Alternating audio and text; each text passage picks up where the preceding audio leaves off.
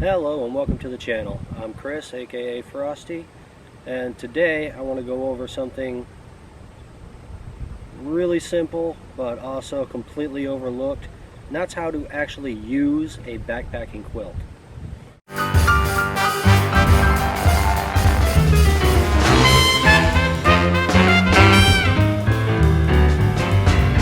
There are plenty of videos out there saying what they are, how they work, you know, like the mechanics, but perhaps you've actually just heard about using a quilt and you just want to know, how does it actually work? I mean, it's not like you can go into a store and just pick up a backpacking quilt and the guy behind the counter is like, oh yeah, no, you just, you put it around you, you tighten it up and you're all good to go. Okay, well, so buying a quilt or a sleeping bag can be a big decision. I mean, let's face it, for backpacking they're costly, but they're also worth it because you want to stay warm.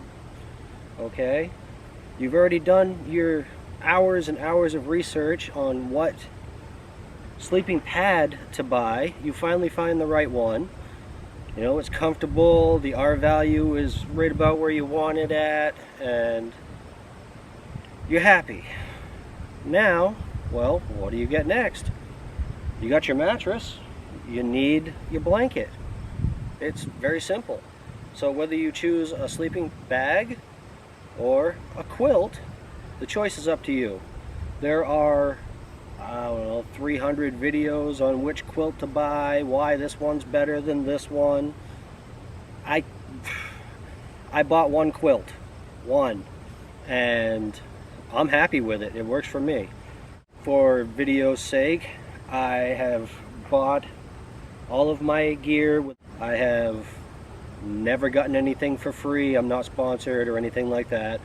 That's the way it's going to stay. Let's get down to brass tacks. So this is my quilt. This is a Underground Quilt Company Bandit Top Quilt 20 degree. I went with 950 fill, as well as 10 denier on the inside for fabric and 10 denier for the outside for fabric, which equals my quilt weighing to about 16, 17-ish ounces. So we can start off with basics. Quilts have drawstrings at the top,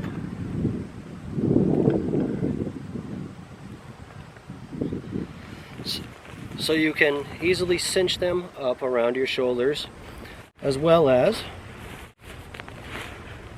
drawstrings at the bottom. Some have sewn in bottoms for the foot box. This one has a drawstring and a zipper with a snap at the top. Alright, the zipper and snap, rather important. Okay, so first things first, I like to close my foot box first. I will close the zipper,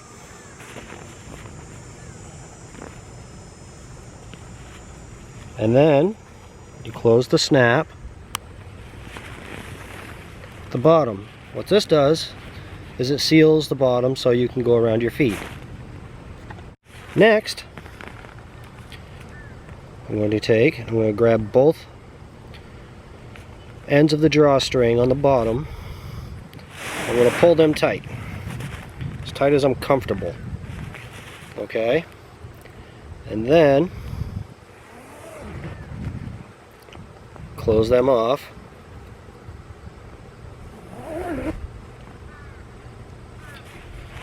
So that this hole down here in the bottom is as small as possible. Next, I'm going to go up here to the top of the quilt. I'm not going to cinch this up just yet. But what I am going to do, there are two snaps up here at the top. I am going to snap them. So now, your quilt should look kind of like a sleeping bag for children.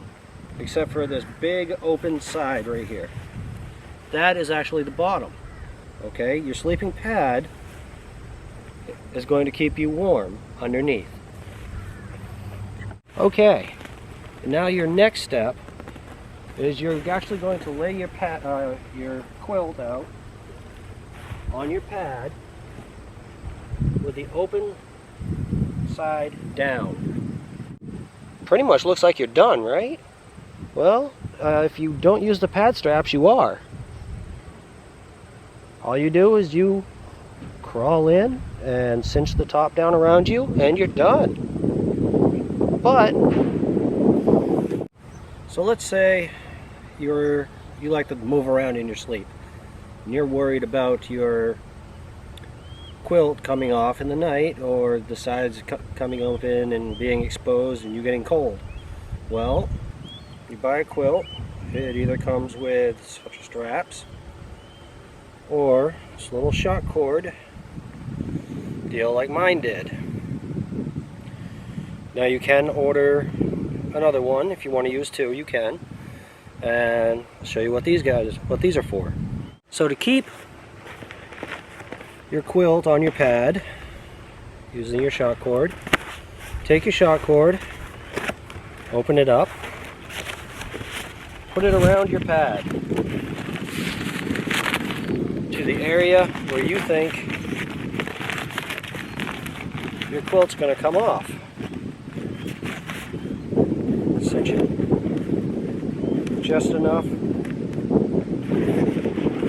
so that your cord won't crush your pad, but it will sit on it and around in an area. And also pull your little plastic pieces up to the top. Next, you want to take your quilt, set it up on your sleeping pad like you're going to use it. You're going to open it, and you have these little side hooks. Well, not really hooks, they're just like little cloth straps. You take them,